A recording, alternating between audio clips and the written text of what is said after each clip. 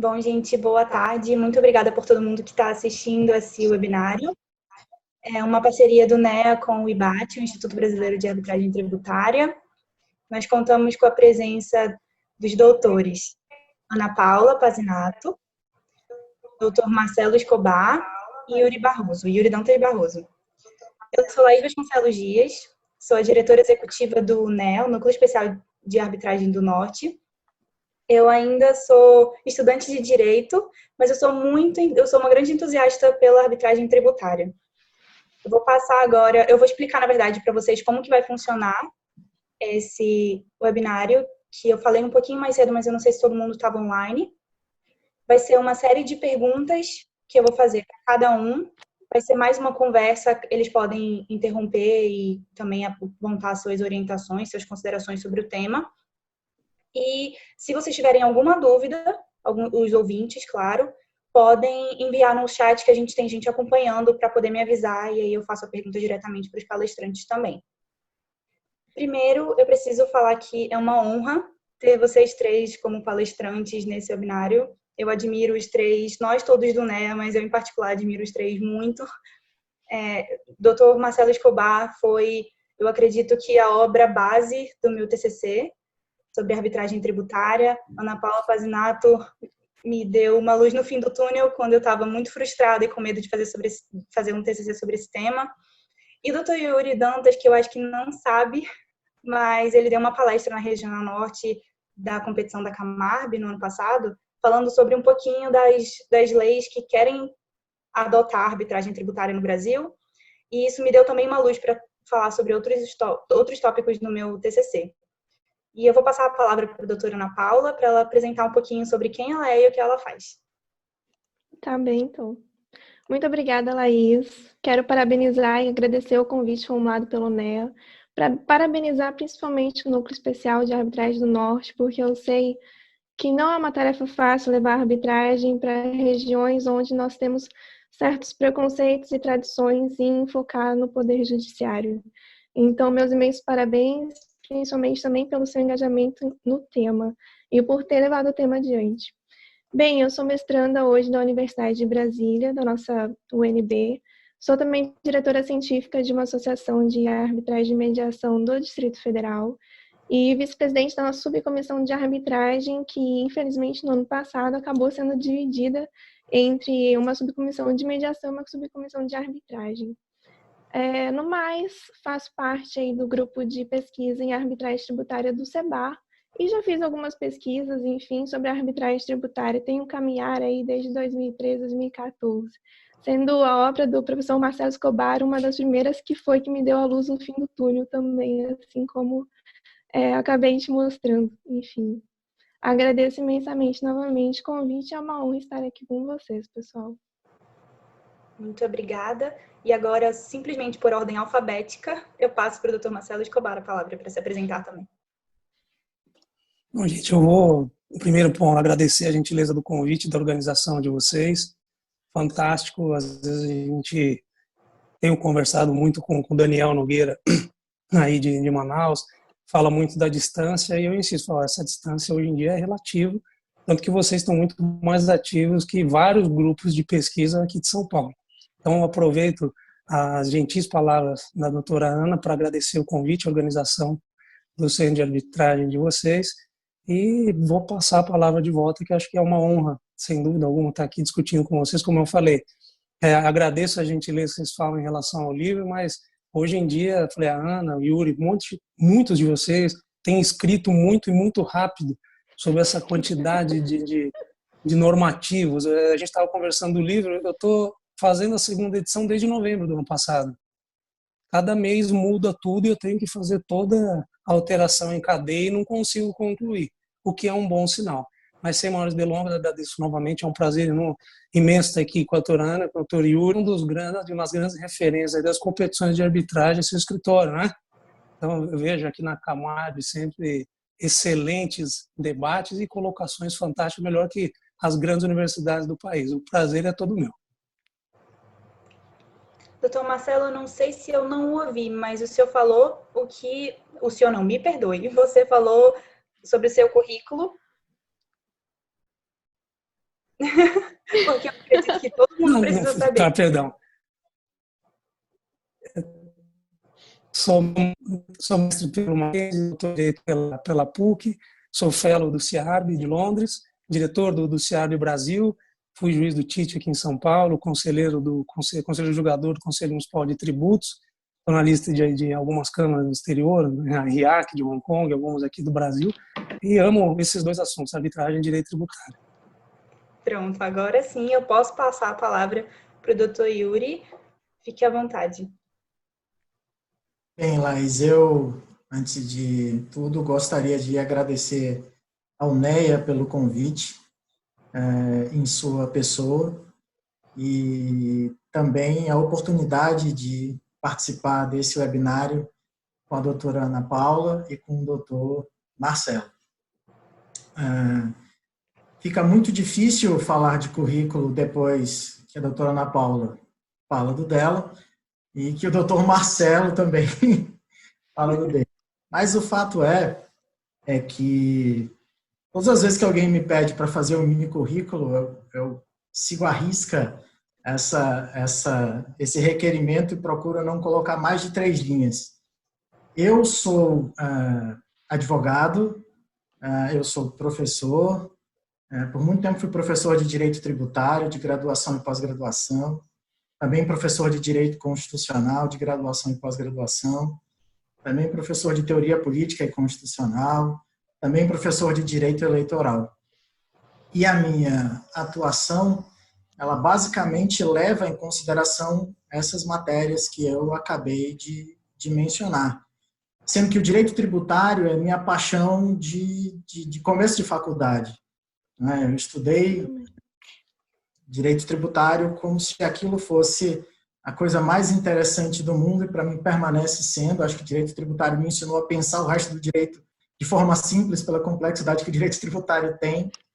E mais recentemente, eu vou até falar isso porque eu acabei de ver a carinha dele aparecer aqui há pouco, eu também me apaixonei pela arbitragem por conta do meu amigo fraterno Daniel Nogueira, que começou a fomentar as competições por aqui. E aí eu vi primeiro o NEA crescer dentro do meu escritório, como parceiro na formação do meu time, do time YDB. Depois eu vi o NEA virar uma organização própria e autônoma. E depois eu vi o time YDB nascer e competir até se tornar um dos 3 melhores times de arbitragem do Brasil, como se deu na competição nacional do ano passado. Mas muito por causa da competência deles e menos por minha causa. De qualquer maneira, é assim que eu penso. Já falei demais sobre quem eu sou e acho que a gente pode continuar aí agora ou começar com a nossa conversa, que eu tenho certeza que vai ser muito, muito bacana. Antes de passar para as perguntas, eu só preciso explicar para todos os ouvintes por que nós escolhemos esse tema como primeiro. Na verdade, nós estamos pensando em fazer uma palestra sobre arbitragem tributária há algum tempo e sempre pensamos, como é que nós vamos trazer palestrantes de fora para cá sem fazer aquela cobrança muito cara na inscrição para essa palestra. E por mais que essa pandemia tenha trazido inúmeros malefícios e inúmeras consequências negativas para todos nós, essa foi uma consequência positiva, trazer vocês todos para conversar sobre arbitragem tributária, que está sendo muito discutida hoje em dia. E é um prazer meu e do NEA estar conversando sobre esse tema aqui hoje. E eu vou começar com uma pergunta que ela nem precisa ser respondida diretamente, eu já vou passar direto para que eu já tinha formulado com a doutora Ana Paula, mas a doutrina majoritária entende que a arbitragem tributária é possível. Isso nós já sabemos. Mas será que ela é viável? Eu acredito que sim, e eu também acho que os 3 palestrantes também acreditam, e é por isso que eu vou fazer as próximas perguntas para mostrar para todo mundo como isso pode acontecer. Doutora Ana Paula, então, a primeira pergunta é: qual a diferença entre a arbitragem e a transação tributária? Obrigada, Laís, pela pergunta. Vamos lá, então, vamos ser bem objetivos, afinal de contas, nós temos um curto tempo aí. começar tirando um pouco o direito tributário, deixando um pouquinho de lado e focando na transação e na arbitragem, tá bem? A transação, em verdade, ela tem 3 requisitos, né? O litígio, as partes e um acordo. Então, por exemplo, eu, fisco, renuncio de um direito, ou enfim, deixo esse direito para, juntamente com o contribuinte, eu possa entrar em um acordo. E esse acordo eu chamo, justamente pelas partes estarem entrando num acordo, que eu chamo esse método de autocompositivo. E eis uma das principais diferenças com a arbitragem, porque a arbitragem ela é vista como um método heterocompositivo, justamente por nós termos um terceiro aí imparcial resolvendo litígio, assim como o judiciário. É uma das muitas vantagens que nós temos quando nós falamos de arbitragem tributária. Afinal de contas, nós não vamos estar dispondo do crédito tributário pelo simples fato de nós levarmos a discussão ao árbitro ao invés de um juiz togado, não é mesmo? Enfim, esse é um dos pontos assim de mais entre uma e outra. A arbitragem, por sua vez tributária, ela não é consolidada no Brasil, infelizmente, por vários dogmas, por várias mudanças paradigmáticas. Já a transação tributária, felizmente, aí nós tivemos em março a portaria 9917 e, enfim, março e abril a portaria 9917, 9924, que colocaram a transação tributária ordinária e extraordinária no nosso meio de direito tributário. A extraordinária ela é focada nessa parte da pandemia, do Covid. Em contrapartida, a ordinária ela é focada, a transação tributária ordinária ela é mais focada nos débitos, nas dívidas ativas federais em larga escala, que são mais difíceis de nós recuperarmos. Aí talvez perguntem, tá, mas qual a vantagem que eu tenho de ir para a transação extraordinária e não optar por um parcelamento ordinário?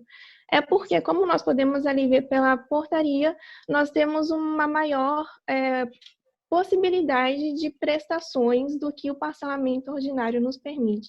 Só que se eu delongar aqui a respeito da transação ordinária e extraordinária, como bem o professor André falou no webinar, primeiro webinar que o IBAT fez, nós vamos precisar de um webinar inteiro a respeito desse tema. Bem, simplificando então, a meu ver, diferente da arbitragem tradicional, nós temos a arbitragem tributária como um instituto que por sua vez, depende, por sua vez, de um regime jurídico da arbitragem tributária, diferente do que nós temos a nossa tradicional lei de arbitragem. Mas essa parte eu vou deixar com o nosso professor Yuri, que é ele quem vai acabar falando, eu não vou tomar muito tempo aqui. Mas, no geral, essa diferenciação, uma é autocompositiva, a outra é heterocompositiva, só que a arbitragem tributária, de fato, me parece ser um instituto à parte, diferente da nossa arbitragem tradicional. Antes de eu passar para a discussão da norma para a criação da arbitragem tributária, eu preciso perguntar qual é o limite da matéria que nós podemos levar para uma arbitragem tributária. Porque nós sabemos que para tratar com arbitragem, nós precisamos de direitos patrimoniais disponíveis. Então, qual é o limite? Quais são as matérias que nós realmente podemos discutir numa arbitragem tributária? Olha, me parece que, por exemplo, a questão dos insumos essenciais, prevista ali em 2018. Essa questão de, olha, quando os insumos são essenciais, para não ofender o princípio da não cumulatividade, nós podemos pedir perante a arbitragem tributária tranquilamente. A questão também de restituição do ICMS, nós poderíamos pedir pela arbitragem tributária tranquilamente. E não só isso, tudo que verse ali a respeito de interesse público secundário, que não interfira no interesse público primário, que de fato é o interesse indisponível, nós podemos levar a arbitragem tributária também sem problemas algum. Em resumo, assim, acredito que seja isso. Principalmente, nós podemos focar essa arbitragem tributária no meio dessa pandemia que nós vivemos hoje de Covid, essa instabilidade, afinal de contas, ela nos traz uma maior aí, segurança jurídica pela especialização dos árbitros, enfim, várias concepções que nós podemos ter aí mediante a arbitragem tributária que são benéficas dentro dessa pandemia, dentro de todo esse caos que nós estamos vivendo hoje, né? Doutor Yuri, doutor Marcelo, vocês têm algo a comentar sobre esses assuntos?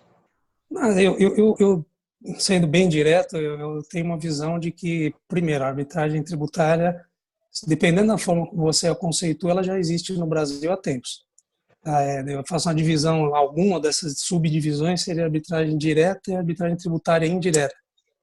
E a indireta, então, só existe, como eu mesmo já dei parecer, esse parecer está aberto no STJ por conta de uma recuperação judicial e de um conflito de competência que juntaram cópia da arbitragem inteira. E o que seria a arbitragem tributária indireta? Considerar que de todo novo fato jurídico advém um novo fato jurídico tributário. Para os tributaristas isso pode parecer óbvio, mas muitas vezes na arbitragem as pessoas não conseguem olhar que por trás pode ter um planejamento tributário ou que se a decisão for formatada por um lado, ela pode implicar no recolhimento de tributos ou como pagamento ordinário ou como se fosse uma indenização, uma recomposição patrimonial. Essa indenização pode ser considerada fora do campo de incidência do imposto de renda. E em relação ao que pode ser também submetido à arbitragem tributária, eu também tenho uma visão mais ampla, que, resumindo, entendo que pode ser tanto antes do crédito tributário, da construção do crédito tributário, quanto posterior. E as matérias, praticamente todas que você leva para discussão nos tribunais administrativos, tirando inconstitucionalidade e uma outra questão. Mas eu acredito que grande parte dos assuntos não só podem, como deveriam estar lá presentes. Eu também vou partilhar especificamente dessa visão do professor Marcelo em relação à amplitude daquilo que pode ser debatido numa arbitragem tributária. De fato, eu penso que pode ser instaurada a arbitragem antes da existência própria de um conflito entre o contribuinte e o fisco, e ela pode também ser instaurada depois, de uma moral, para mim pode ser objeto de solução pela arbitragem. E em relação à existência da arbitragem tributária no Brasil, de fato, eu também faço uma análise daquilo que o professor escreveu no livro dele. Né? Eu conheço a longa análise histórica que é feita, o CECAF, da AGU, enfim, tudo mais, mas assim, eu penso que se a gente falar em arbitragem tributária da qual o contribuinte efetivamente possa se aproveitar, aí ainda falta um pouco para a gente caminhar para que ela exista no Brasil. E sobre a natureza da norma que precisa instituir a arbitragem tributária, qual seria? Doutor Yuri. Comigo? Doutor Yuri. Olha só, eu acho que a gente vai... Em primeiro lugar, eu quero concordar com a doutora Ana quando ela fala que a arbitragem tributária precisa de um regime jurídico próprio. Eu sei também que é possível que a gente extraia do ordenamento jurídico brasileiro, por uma série de interpretações que eu posso admitir como corretas, que já seria possível levar adiante uma arbitragem em matéria tributária. E acho que isso também o professor Marcelo defende. Mas, de qualquer maneira, eu acho que para a segurança do sistema e para a gente não deixar pontas soltas, o ideal é, de fato, criar um regime jurídico que seja aplicável especificamente a esse instituto, que eu entendo seja um instituto diferente daquele previsto na Lei 9307, até porque a posição das partes numa arbitragem tributária me parece que seja um pouco diferente. De mais a mais, e para ser objetivo, eu acho que a gente precisaria de lei complementar, porque existem certas matérias que precisam ser disciplinadas no nível da lei complementar, tal qual exige a Constituição da República, e existem matérias que podem ser disciplinadas no nível da legislação ordinária. Por exemplo, o PL 4257 de 2019, de autoria do senador Anastasia, que insere a arbitragem tributária como elemento para julgar os embargos da execução, aquilo ali é posto, me parece, no nível da lei ordinária. Mas nós temos um projeto de lei complementar, que é o 469 de 2009, que insere a arbitragem como o resultado da arbitragem como forma de extinção do crédito tributário.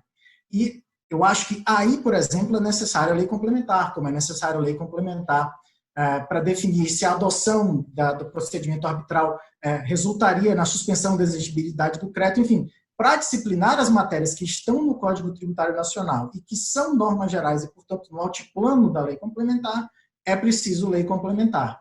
Mas daí, todo o regulamento procedimental da coisa poderia, no meu modo de ver, ser feito por lei ordinária.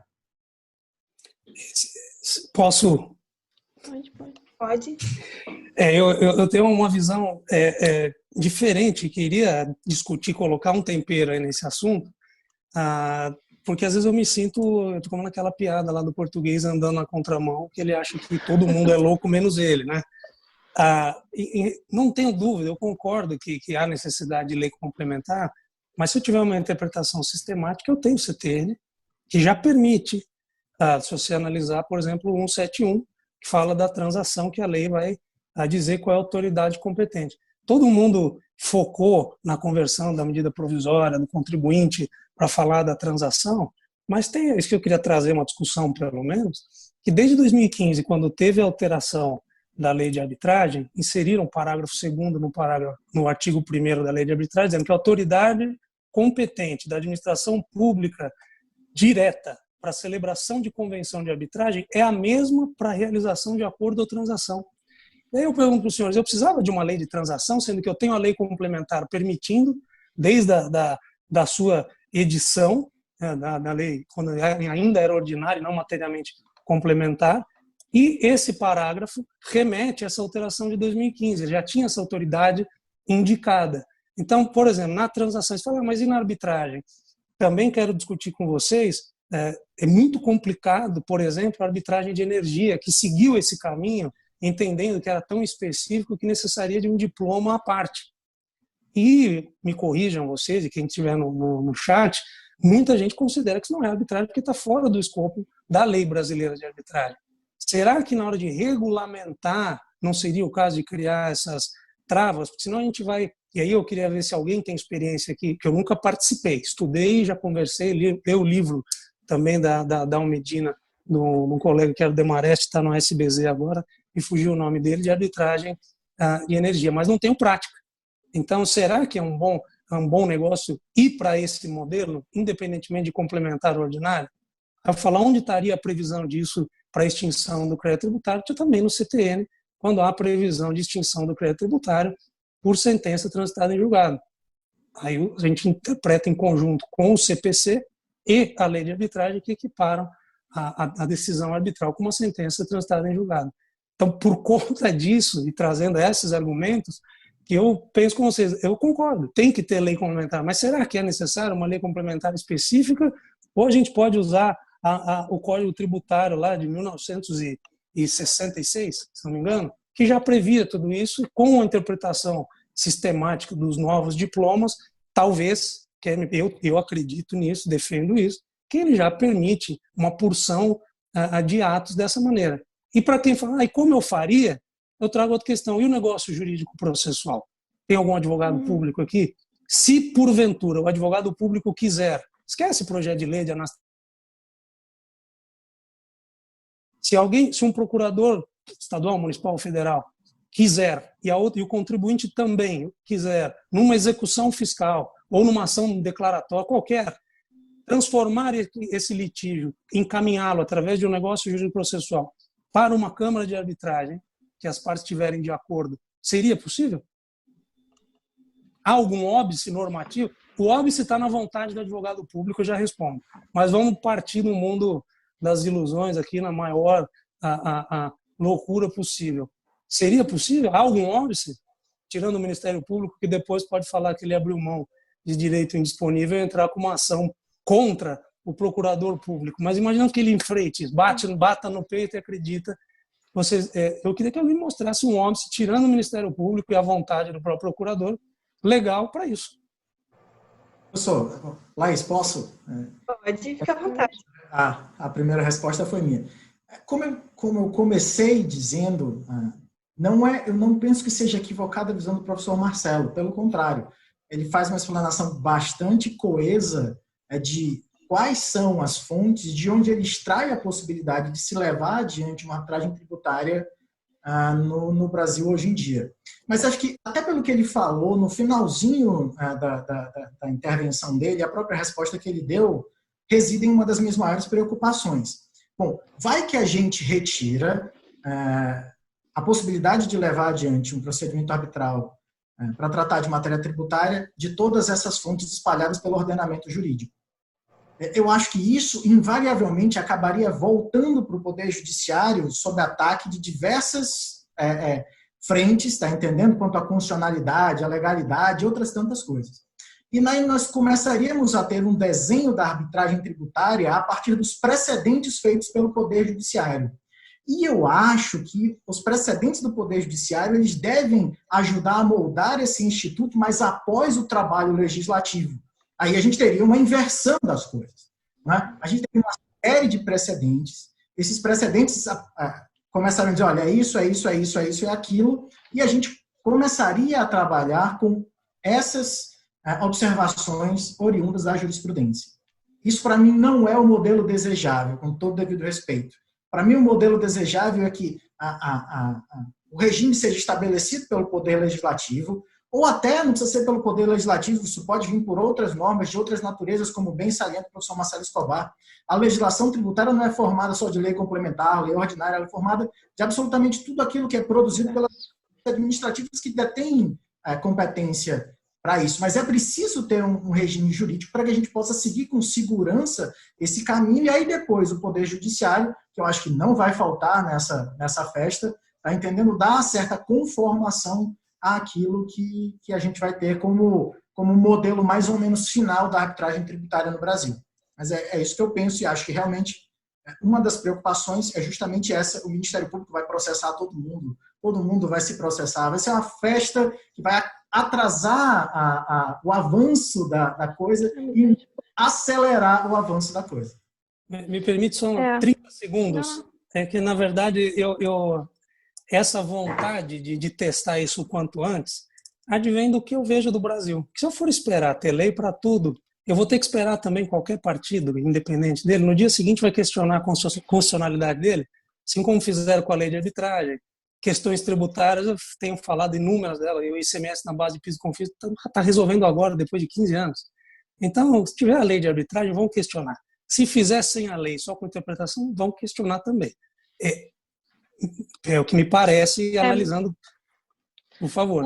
O meu receio, assim, é justamente o que o professor Yuri comentou, de não colocar um regime jurídico específico à arbitragem tributária, e a arbitragem tributária, enfim, acabar sendo colocada no nosso Brasil de uma forma que não coincide com o nosso direito tributário, entende? E ela acabar caindo no limbo, um instituto que poderia ser benéfico a toda uma sociedade, acabar não sendo por uma falha ali legislativa.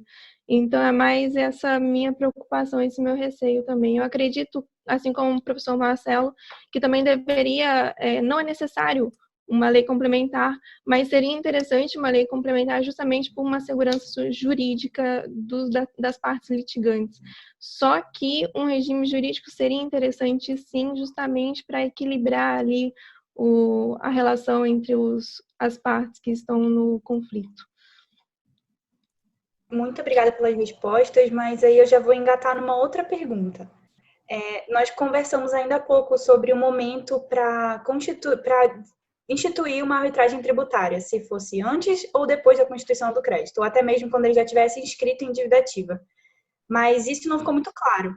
O que vocês três, e agora eu passo a palavra para vocês três, fiquem à vontade para conversar sobre isso, em que momento vocês acham que seria mais viável para instituir uma arbitragem tributária? Tanto antes do lançamento quanto depois do lançamento. Me parece que a arbitragem cabe sim, tanto antes do lançamento quanto depois. Há até uma discussão se a arbitragem cabe depois da via administrativa, se eu posso pela via administrativa antes de ir para uma arbitragem. Me parece também que não haveria problemas em relação a isso. Tanto antes do lançamento quanto depois não há empecilho nenhum, com pedido desconstitutivo do crédito tributário ou, enfim, com uma inexistência de relação jurídica tributária. Doutor Yuri, doutor Marcelo, alguma consideração? Sim, desculpa, doutor Yuri, o senhor ia falar? Não, você primeiro. Eu faço uma pergunta de volta para quem é tributarista. Então, o que é crédito tributário? É tributário, é o encerramento do processo administrativo nas coxas, é o aperfeiçoamento do trabalho do fiscal. É o aperfeiçoamento, mais tecnicamente, como o CTN diz, é o aperfeiçoamento do processo de constituição do lançamento que culminará no crédito tributário. Então, até virar crédito tributário, não é crédito. Então, dispõe da forma que quiser. Porque não é nada, é uma ideia do fiscal. Pelo amor de Deus, não dá para generalizar, mas muitos fazem uma coisa maior do que a realidade para tentar um benefício próprio, corrupção pura, e muitos por talvez até uma certa ignorância técnica, né? Então é a pretensão do fiscal que fala que você deve 100 e na verdade você deve 20, mediante esse aperfeiçoamento do processo de lançamento nas esferas administrativas. Depois de constituído o crédito, onde você atravessa a rua, sai do âmbito da Secretaria da Fazenda e vai para a Procuradoria, aí é um pouco diferente, mas o próprio Estado também dá essa resposta para a gente. Doutora Ana falou num artigo que ela publicou lá, depois me lembro o nome da revista lá de Portugal. E depois eu escrevi também mencionando esse artigo dela, que o próprio Estado abre mão do crédito tributário mediante lei. O simples é inconstitucional. Quem é o louco que vai entrar com uma ação pedindo para reconhecer, ninguém vai fazer isso, porque beneficia. Mas é abrir mão. Eu não pago ISS, o que tem que pagar, não pago IR, não pago Previdência, o que deveria, e os parcelamentos ordinários, extraordinários, refis, PAES, PAEX, que você atrela a quantidade de parcelas, você abaixa a quantidade da multa. E o CTN, a Lei de Execução Fiscal, diz que a multa é cobrada como se principal fosse. Então, eu estou falando de crédito tributário, não interessa se é a multa, eu deixo a cargo do contribuinte, pela quantidade de parcelas, escolher o percentual de redução do crédito tributário constituído. Aí sim, mediante lei específica, que pode ser só para aperfeiçoar. E, de novo, entendo o receio de vocês, mas eu tenho um receio muito grande de se criar um monstro, um monstrengo, criando um regime próprio de arbitragem tributária. Passo a palavra para vocês e peço desculpas por me exceder no tempo. Marcelo, doutor Ana Paula, agora doutor Yuri, eu sei que o senhor quer falar alguma coisa. Bem, pois é. Não, assim, na verdade, eu acho que eu já tinha até mencionado numa intervenção que fiz. Eu concordo que não há um momento a partir do qual seja possível iniciar o procedimento tributário. Eu acho que isso pode vir antes ou pode vir depois da constituição do crédito. Se eu quero resistir ao lançamento, ou se eu desejo discutir com a Fazenda Pública outra questão prévia a isso, me parece que o procedimento pode ser iniciado. E, assim, a minha observação sobre a amplitude dessas coisas vai, inclusive, a ponto, e acho que já defendi isso em outras oportunidades, em relação ao que eu posso questionar, o que pode ser objeto do meu questionamento dentro de um procedimento arbitral. E acho que o próprio regulamento da arbitragem tributária de Portugal também vai nessa linha, que é, por exemplo, a questão da constitucionalidade da norma de suporte da incidência tributária. Então, eu acho que eu posso debater a qualquer tempo e acho que eu não tenho matéria que fique de fora desse debate em relação à arbitragem tributária. Existe uma determinação, acho que o professor Marcelo fala disso no livro dele, um parecer, acho que da Procuradoria da Fazenda Nacional, que fala que a arbitragem seria cabível após o encerramento do processo administrativo tributário. Portanto, se ainda houvesse alguma questão a dirimir depois do processo administrativo tributário, procedimento administrativo tributário, aí sim a arbitragem seria cabível.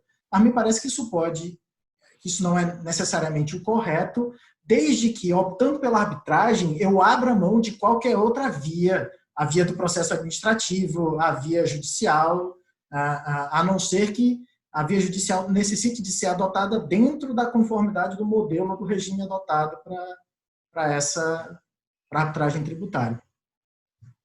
Obrigada, doutor Yuri. E eu vou passar para outra pergunta. Seria necessário apresentar garantia para a arbitragem tributária, assim como é necessário no parcelamento? Olha, eu acho que isso é matéria de definição legal. Se não houver determinação de que é necessário oferecimento de garantia, não, não será. Se houver essa exigência, e aí eu acho que sim. Não é desconhecido dos tributaristas a necessidade de segurar o juiz, etc. Não é desconhecido dos tributaristas a possibilidade de dar uma volta nisso e demonstrar que não há capacidade por parte de quem deseja litigar de segurar o juízo e obter aí a suspensão dessa exigência. Enfim, eu acho, Laís, eu não sei o que pensam os colegas, mas quando eu vi essa pergunta, eu fiquei pensando, bom, eu não me recordo do parcelamento exigir garantia. Depois eu fui até olhar a lei, e a lei diz lá que nos artigos 1º, 2º e 3º que prescrevem o parcelamento não há necessidade de oferecimento de garantia. E aí depois eu fiquei pensando assim, se em algum lugar isso existe. Bom, no projeto de lei 4257 existe a necessidade de garantir o juízo para efeito do tribunal arbitral julgar, de uma Câmara Arbitral julgar os embargos à execução. E eu até brinco que esse projeto de lei tem aí o maior clickbait da história, não é? Porque todas as garantias que constam no PL 4257 são garantias excelentes. E aí o contribuinte entra nessa de julgar os seus embargos à execução nesse procedimento arbitral, tipo, perde e aquele recurso já vai direto para a Fazenda Pública e tudo mais. Eu acho que nessa palestra que você me viu fazer, eu até fiz a Fazenda em patamares muito diversos e efetivamente quebra a paridade entre um e outro. É certo que em Portugal, para encerrar a minha participação nesse ponto, é certo que em Portugal, me parece que o contribuinte tem um índice de vitória maior do que o fisco. Mas nada garante que isso seria assim no Brasil, e eu penso que esse projeto de lei, o PL 4257, ele foi feito para agilizar, tá entendendo? Agilizar a cobrança do crédito tributário. Ele não foi feito com o contribuinte e a fazenda em mente.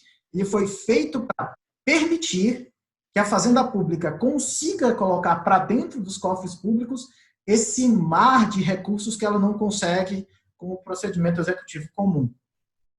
É o que eu penso. Obrigada, doutor Yuri. Ana Paula. Eu concordo. Concordo com o doutor Yuri. Aproveitar o embalo que ele tocou no projeto de lei, eu até coloquei isso no papel. Eu concordo que não preza pelo equilíbrio entre as partes. Há uma grande discrepância aí. Ele foca realmente muito na arrecadação, em como fazer isso em prol da procuradoria. Eu percebo que acabo deixando o contribuinte um pouco de lado nessa questão. Eis a razão, uma das razões que, a meu ver, me parece, talvez nós criaríamos um monstro, não sei, talvez não. Se nós, dependendo de como nós levarmos, não precisamos necessariamente fazer um regime jurídico de arbitragem tributária tão longo como foi feito lá em Portugal, mas quem sabe, assim, dirimir a respeito justamente desses pontos mais controversos entre as partes, para que não cause esse desequilíbrio tamanho entre uma e outra, e justamente para que o contribuinte se sinta acolhido e queira ir também para a arbitragem, porque uma das características da arbitragem é justamente essa, né? As duas partes precisam querer ir para a arbitragem. Então, de certa forma, iria acolher o contribuinte justamente para ele sentir, não, eu tenho uma segurança jurídica, eu posso ir, porque essa arbitragem não está vendo só um lado, ela também está vendo o meu e também está entendendo o meu. Eu acredito que é mais essa visão que nós deveríamos ter, enfim, uma lei específica dirimindo a respeito da arbitragem tributária em si. E é uma das questões que eu concordo aí com o Yuri sobre o projeto de lei recente que nós tivemos ano passado. Gente, eu vou falar para vocês, acho que talvez esses meus comentários sejam culpa do Dr. Daniel Nogueira, que a gente tem um grupo paralelo de arbitragem comercial, na verdade dos fellows do CIARB, e lá a discussão diária. Eu já acho que, na verdade, a gente tem que voltar um pouco, e as respostas estão aí para tudo, não só para o Covid, como para as questões de direito. A gente já se deparou com isso. Quando veio a internet, todo mundo, como será a tributação na internet? Bitcoin, pessoal inventando moda e não muda nada. A tributação na internet é a mesma tributação da venda das Casas Bahia. só que no site. A discussão é onde eu vou considerar esse site hospedado. Vai ser em Manaus, São Paulo, Rio, entendeu? Essa vai ser a diferença. Mas a tributação não vai mudar. Quanto à garantia, eu acho que não deveria mudar. A regra é, até que se haja execução fiscal, não tenho garantia nenhuma. Com a ação judicial que eu quiser, abrindo mão do administrativo, discuto administrativamente sem pagar absolutamente nada, e uma vez que está constituído o crédito, por conta da sua suposta liquidez, certeza e da suposta a chance que o autuado teve de mostrar o seu caso, ter o duplo process of law, aí sim, para apresentar embargos, haveria necessidade de garantia. Mas uma grande questão, como consta no projeto do senador, que fala apenas e tão somente no caso das execuções fiscais. Aí faz sentido. Mas uma das questões que eu pus para ele foi justamente e os casos que cabem exceção de pré-executividade. O caso clássico, onde eu tenho o comprovante de pagamento e não faz sentido eu garantir a execução ou pagar para juntar esse comprovante. Se isso for possível de se discutir na arbitragem, há que ter uma exceção penalizada, se não for o caso, de discutir em sede de exceção, você faz só para ganhar tempo, você pode ser penalizado com sucumbência ou com alguma multa. Mas acho que a gente não deveria querer reinventar a roda e usar a regra que existe há tempos. Em determinado momento tem garantia, até lá não. Obrigada, Tom Marcelo. E eu já lhe faço uma outra pergunta, que agora é realmente sobre a viabilidade da arbitragem tributária. Existiria alguma peculiaridade que deveria ser tomada para poder escolher os árbitros de uma Câmara Arbitral em sede administrativa? Muitas. Até eu tenho um capítulo, um item do livro que trata só sobre isso. Eu acho interessante o modelo de Portugal, mas eu acho ele um pouco restrito. E lá eu bolei um modelo escalonado, pragmático, elástico, que eu chamei dessa forma, que seja o seguinte, para não falarem que é restrição de mercado, e porque isso advém e também acho errado, viu? Falar desde já, fulano tem doutorado, que fantástico. Não, nem sempre. Tem inúmeros estudantes aí que saem da faculdade, isso não é crítica. Estou falando em termos de experiência, de empirismo. Gente que saiu da faculdade, fez especialização, fez mestrado, fez doutorado e nunca trabalhou na vida. Assim como juiz, assim como todos os aspectos. Eu faço essa crítica também, porque eu vejo na universidade.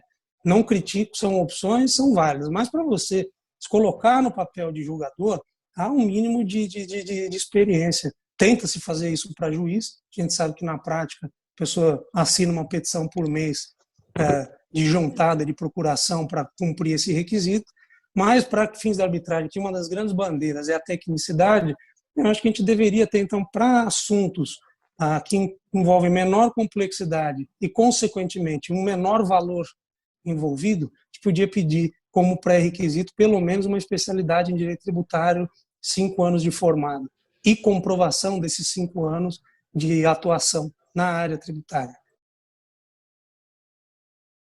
Intermediário, aí sim pedir pelo menos um mestrado e atuação de 10 anos.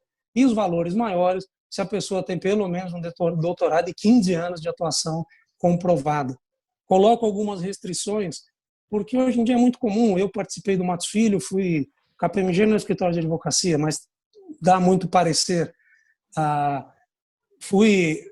Trabalhei no escritório mineiro, eu recebi procurações de clientes que não são meus. Eu tenho meu escritório já há 18 anos e não são meus. Mas em um certo momento foram, e eu tive uma remuneração por aquilo. Seja direto, mas no escritório o cliente X é da área trabalhista, não interessa. Na hora de receber o bônus, nem que seja 10 centavos, o senhor recebeu por conta disso. Então eu digo que se você uma vez teve uma procuração, e quanto mais velho, pior e mais restrito, né? Talvez mais experiente, você não vai poder nunca julgar um caso. Mas e o advogado público? Ele não vai poder nunca estar nas áreas, nas bancas e no segmento onde ele sentou. Então o procurador não pode julgar? Pode, mas ele não vai poder julgar questões se ele teve em FISC, que é divisão de processos fiscais, se ele teve em JUD, processo judicial, e consequentemente é uma visão de bloqueio. E o que eu abro a mais ainda do que o pessoal de Portugal, eu acho que não deveria se restringir somente a advogados, como é lá. Lá advogados, ex-juízes e doutores, sintetizando.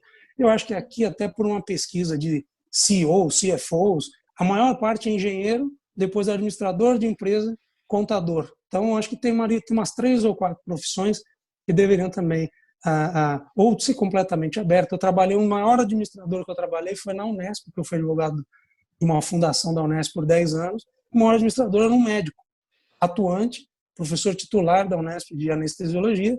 Foi o cara que, como gestor e ordenador, gestor de bem público, ordenador de despesa, maior experiência que eu tive na minha curta vida. Então a gente tem que levar isso em consideração para não falar que é só uma questão de advogados. É justamente uma questão que Portugal está enfrentando agora, né? Que eles tratam, eles falam assim, não, mas por que os fiscais, por que os contadores, os fiscalistas não podem ser árbitros no procedimento de arbitragem tributária? E é justamente, caso queiram, enfim, alguma doutrina, a professora Cláudia Sofia de Melo Figueiras e o professor Francisco Nicolau Domingos também, que está aqui nos acompanhando, agradeço a presença, professor. Eles tratam a respeito dessas questões e também falam umas outras questões a respeito da procuradoria, enfim, da parte do fisco, ser ou não, como é que seria essa questão, se teria, enfim, alguma controvérsia pelo fato deles serem da parte, né? Então, eles pedem aí, eles estão sugerindo uma alteração de 5 anos entre um procedimento e outro, justamente para não ter qualquer, enfim, questão do árbitro não poder arbitrar o litígio. Né? São questões controversas que nós temos que verificar, enfim, justamente são questões que nós poderíamos tratar num regime jurídico aí. Se vocês me permitem aqui, desculpa te interromper, Ana, já estou sendo puxado a orelha aqui no WhatsApp, o Daniel está querendo sair da tela e me esganar. Não concordo nesses requisitos formais para que o árbitro, dependendo da escalada de demanda. Veja, é uma questão a se discutir, eu disse empiricamente, porque se realmente a gente for levar em conta, depende de como a gente vai usar a arbitragem tributária. Se for com regime próprio, faz o que quiser, e é isso que eu falei, é possível que vai ser um regime próprio, não será arbitragem. Tá? Será pode se chamar de arbitragem tributária, mas vai ser alguma coisa parecida, não a lei geral de arbitragem. Agora, se for realmente com algo com a lei geral, precisa levar em consideração, porque lá diz que o árbitro pode ser qualquer pessoa maior e capaz que tenha a confiança das partes. Eu trago isso também para o debate, porque você fala no empirismo que seria ideal, no mundo de Bickman, mas na prática a gente tem que levar em consideração que se a gente restringe muito, como bem apontou aqui o Daniel, a gente vai ter a briga que o professor Yuri também queria evitar, e a Ana também, perante o Supremo. Qualquer gracinha que a gente fizer, qualquer arte diferente do que está no by the book, a gente pode ter um problema sério de questionamento judicial. Obrigada pela palavra, doutor Yuri. Só para, assim, eu até achei, quero parabenizar o professor Marcelo pelo nome, né, do critério, é bastante interessante, do critério de escolha. Mas eu acho assim, é necessário reconhecer que muitas das pessoas que não são advogados têm um conhecimento absurdo sobre a matéria tributária. E, assim, eu não veria como algo absolutamente necessário que advogados fossem os únicos a serem escolhidos como árbitros. Agora, o que é necessário é que, ainda que não sejam advogados, eles tenham um conhecimento capaz de fazer com que eles resolvam as questões submetidas a eles a partir do direito. Afinal de contas, a arbitragem tributária, qualquer que seja a forma que a gente dê a ela, não poderá ser uma arbitragem por equidade. Ela tem que ser uma arbitragem fundada no direito. Então, portanto, se for um contador, tem que ser um contador que entenda de direito. Se for um administrador, idem. Médico, idem. Lembrando que, inclusive, o Supremo Tribunal Federal, na história, já teve um médico entre as suas fileiras, com notava saber jurídico. Tá entendendo? Então, assim, me parece que qualquer um que tenha a confiança das partes e aptidão técnica para decidir pode ser escolhido árbitro. Não necessariamente precisa ser um advogado. Mas ele jamais vai poder invocar a equidade como forma de decidir o conflito submetido ao seu crivo, porque isso não seria, me parece, possível em matéria de arbitragem tributária. Obrigada, doutor Yuri. Doutor Marcelo, eu só quero lembrar que já...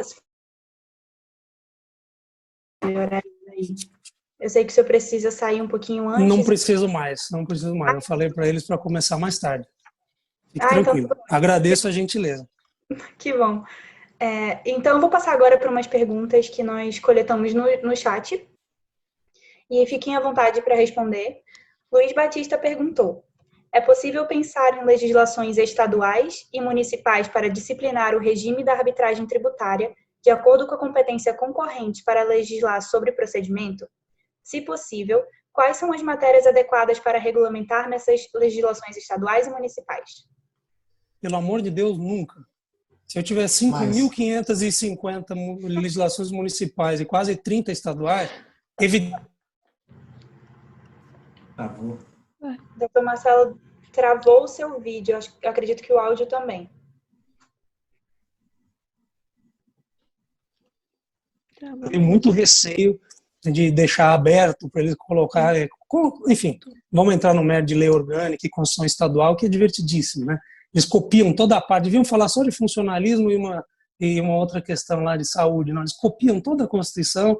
A gente fez um trabalho naquele, preciso lembrar o órgão da ONU, para fazer uma pesquisa, e nós fizemos pesquisa eu fiz de 25 a lei orgânica de município. Lá eles falavam coisas fantásticas, como os crimes que eles estavam estabelecendo no município. Então, eles não têm noção, não é que não tem noção, às vezes o copia e cola, e a vontade é maior do que eles realmente podem fazer.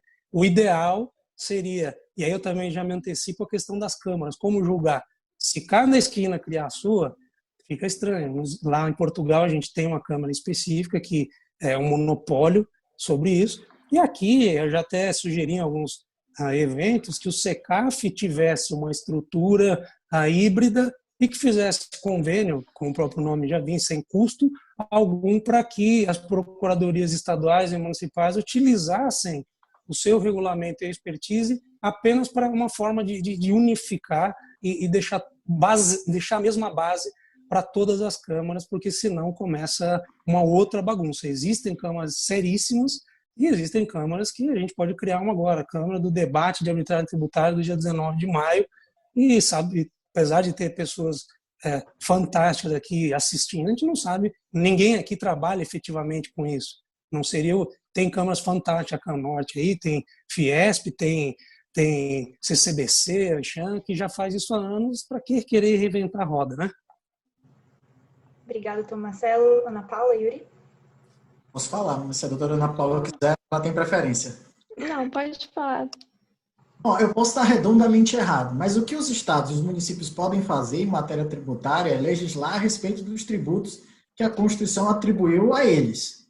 Mas a arbitragem não é matéria tributária. Acho que a arbitragem é algo que fica, sei lá, dentro da teoria geral do processo, alguma coisa assim.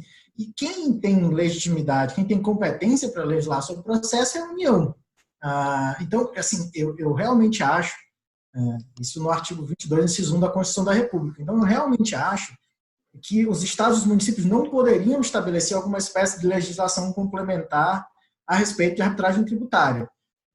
Isso é algo que fica a cargo da União, porque a arbitragem não é matéria tributária. A arbitragem seria um meio de solução adequado de controvérsias tributárias. Mas esse meio de solução, que é um procedimento, um processo, é algo que fica dentro da competência da União. Então, me parece que não só para a gente levar adiante alguma espécie de racionalidade no sistema, porque assim como o doutor Marcelo, eu conheço muito a legislação municipal, porque trabalho com isso e com vários municípios e realmente divertidíssimo. Para a gente manter alguma espécie de racionalidade, isso deve ser evitado, mas porque eu acho que não seria constitucional permitir que os estados e municípios legislassem sobre arbitragem, porque não se trata de matéria tributária. E se legislassem, nós estaríamos diante do novo carnaval tributário do Alfredo Augusto Becker, né? Porque seria um carnaval de lei, gente. Não é possível, não. Obrigada pelas palavras. E agora eu vou passar para a segunda pergunta. Mas, na verdade, antes de passar para a segunda pergunta, eu preciso questioná-los se nós podemos estender mais uns 5, 10 minutinhos, só para terminar essas perguntas. Na minha parte, tranquilíssimo. Então, nós vamos até 5h10 aí, horário de Brasília. 4h10, horário Manaus. Francisco Domingos perguntou diretamente para a doutora Ana Paula: seria viável limitar o direito ao recurso na arbitragem tributária? A arbitragem tributária deve ser voluntária ou obrigatória? Tá bem. Eu acredito que uma das vantagens da arbitragem tributária é justamente a não possibilidade de recurso, que foca na celeridade, né? Então, ali nós temos uma decisão final irrecorrível, pronto, acabou ali. Mas não há qualquer violação ao princípio da tutela jurisdicional efetiva. E até esse é um dos pontos que o professor Francisco Nicolau Domingos adota muito bem num dos artigos dele que ele publicou pelo Jota. Então, depende do legislador. A meu ver, assim, tá tudo bem. Nós temos ali na arbitragem que não é possível de recursos. Em Portugal é diferente. Portugal adota, assim, a possibilidade de recursos em arbitragem tributária. Mas acredito que aqui no Brasil seria uma das vantagens a irrecorribilidade das sentenças, inclusive na arbitragem tributária também. A respeito da arbitragem tributária ser voluntária ou obrigatória, acredito que voluntária, justamente pelas partes delas, no caso, né? Então, eu não posso obrigar uma parte, eu estaria ofendendo o princípio que está na nossa Constituição de afastar aí a jurisdição. Então, acredito que é uma arbitragem tributária voluntária das partes, sim. Espero que eu tenha respondido a pergunta e agradeço também imensamente as questões. Obrigada, Ana Paula. Doutor Yuri e Marcelo, querem comentar alguma coisa? Não. Então, vou passar para a próxima, que eu acho que é bem atual, na verdade.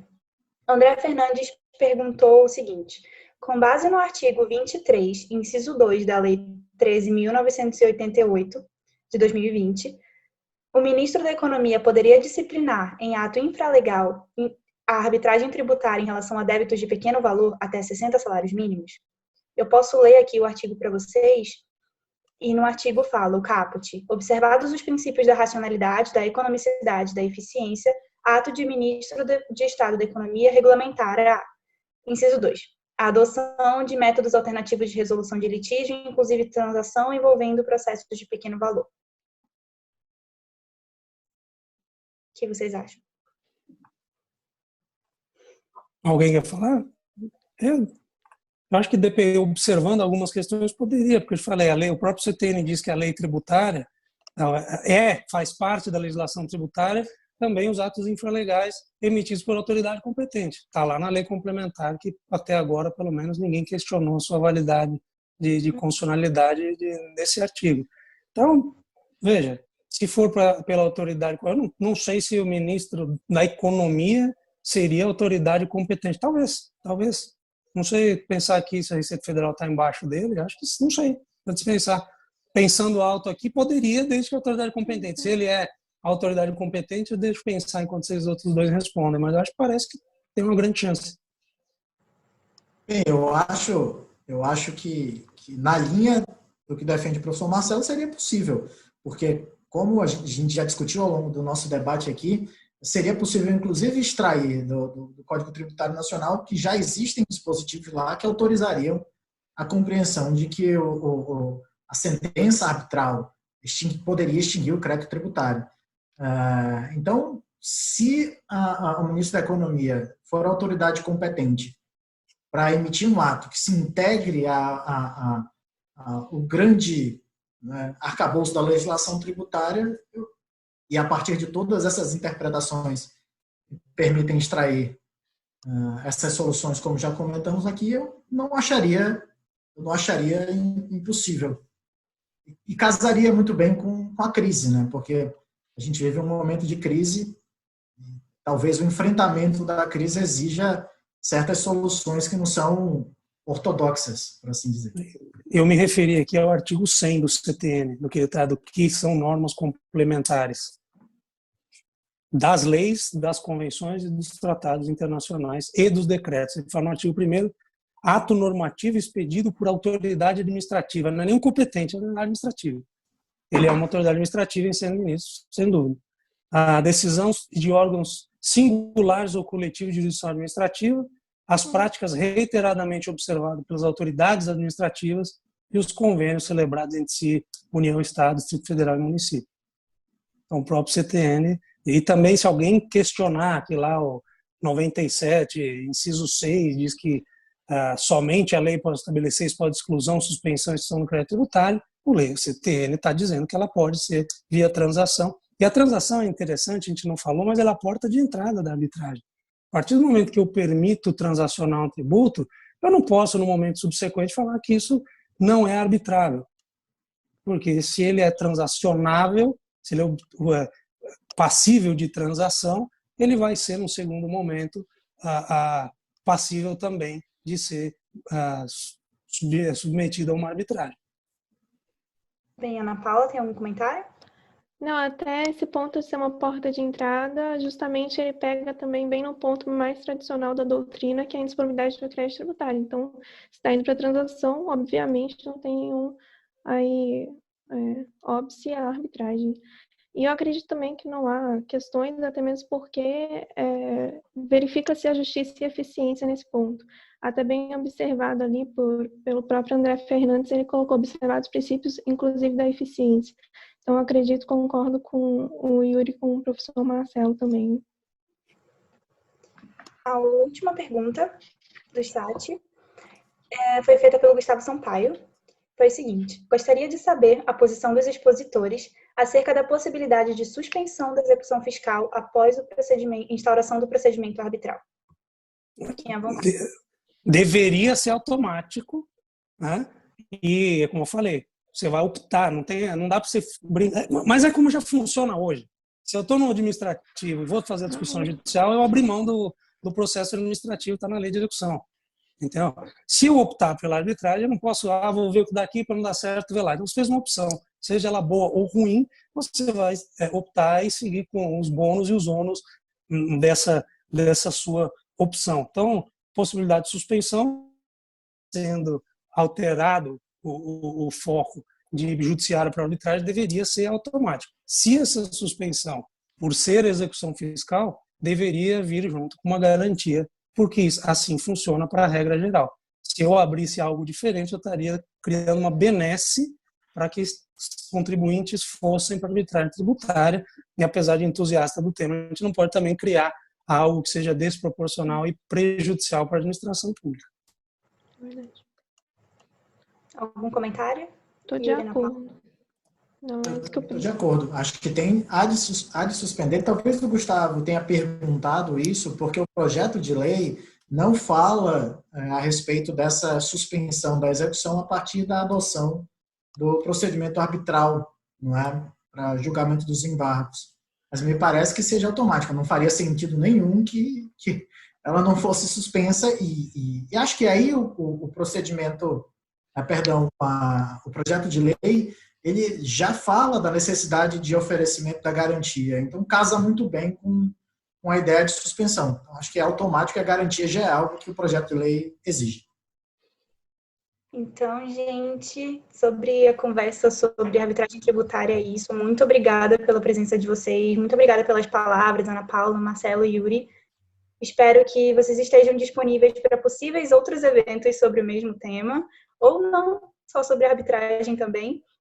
Aos ouvintes também, muito obrigada por terem participado, por terem feito perguntas. Para mais informações de outros eventos que nós iremos fazer, é só dar uma olhada lá no nosso Instagram, no Facebook também, no LinkedIn. Laís, você me permite uma palavra final? Desculpa interromper. Claro. Conheci visualmente o Dr. Yuri hoje. A Ana, já nos encontramos em eventos, já conhecia antes. E conheço também o Dr. Daniel, mas não sou amigo pessoal, nunca fui à casa de nenhum dos dois, nem do Dr. Daniel, nem do Dr. Yuri. Eu vou fazer de novo o registro que eu fiz no começo. Vocês aí em Manaus, no Amazonas, vocês estão de parabéns em trazer aí esse debate. A gente teve aqui uma quantidade de inscritos maior do que 2 outras lives que eu assisti e que tinha a gente de só São Paulo e Rio. Então, assim, o interesse pelo assunto é fantástico. Já registrei o que o escritório do Dr. Yuri faz nas competições acadêmicas, é extraordinário, desbancando aí as maiores faculdades do país e tirando, junto com o Napoleão, lá, o pessoal da Unip, que é uma universidade privada de João Pessoa, né, desbancando USP, PUC, Mackenzie, IGV. Então, isso é fantástico. E quero ressaltar aqui a experiência do Dr. Daniel, um amigo que eu aprendi a respeitar, conheci num curso lá do CIARB em 2013, e digo aqui para todo mundo, é uma das pessoas que mais entende de arbitragem comercial internacional que eu conheço. Além de ser uma pessoa extremamente muito fácil de conversar, de lidar. Então, assim, eu quero deixar registrado o trabalho do NEA, o trabalho do professor Yuri e o trabalho do Dr. Daniel, que, sem dúvida alguma, o que vocês têm feito aí pela arbitragem do Norte, não só isso, e pela arbitragem brasileira, é fantástico. Chega a emocionar aqui, ver o pessoal Eu falo isso, a gente fala nas aulas.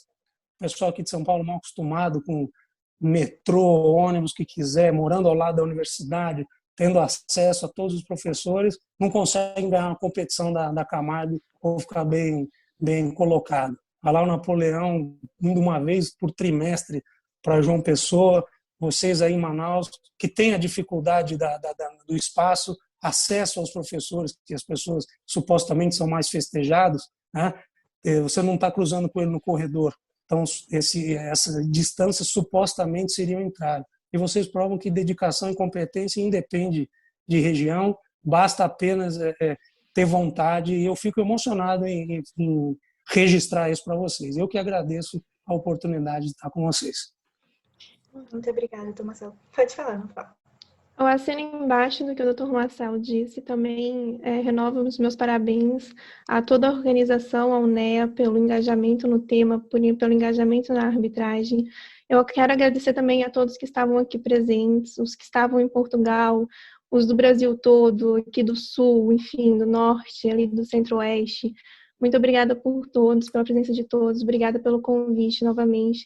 E parabéns de verdade, outra vez, pelo tema, pelo evento e pela disposição de vocês em tornar essa arbitragem tributária ou arbitragem no geral conhecida e levando ela aí para todos. Porque, como nós vemos aqui, realmente, o evento não parou só no Brasil, ele foi até para Portugal. Então, meus parabéns.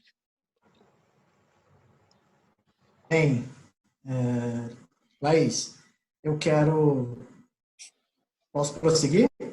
Pode, fique à vontade. É só que Mas eu quero agradecer imensamente o seu convite uma segunda vez e quero dizer que eu fiquei realmente muito feliz com o evento, poder participar ao lado da doutora Ana, do doutor Marcelo, e agradecer demais pelas palavras que ele acabou de dirigir a mim e ao NEA, que, como eu disse, é algo que eu ajudei a fazer crescer, né?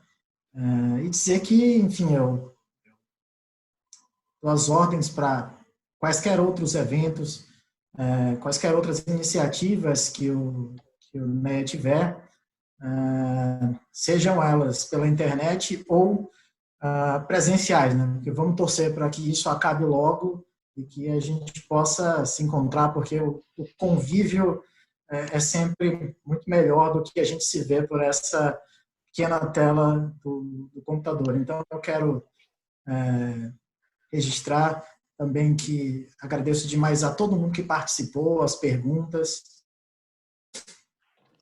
Muito obrigada. De novo, muito honrada, fiquei até emocionada com essas palavras. Muito obrigada. Se alguém mais tiver alguma dúvida, só fala com a gente lá pelo Instagram, se a gente deixou passar alguma pergunta. Obrigada, gente. Até mais. Obrigado a vocês. Até logo.